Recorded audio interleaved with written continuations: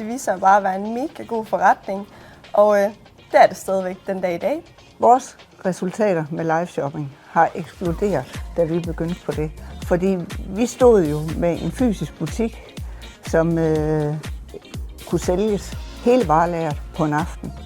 Og da der kom system under det, da Spree kom ind over og styrte det hele, så kørte det bare derudad. I dag der går vi jo live 3 gange i ugen, og vi kan godt mærke det på vores omsætning, hvis vi ikke går live. Altså, så det er stadigvæk en stor del af vores virksomhed at gå live i dag. Og jeg vil sige en ting også, det sætter også gang i webshoppen. Ja, meget.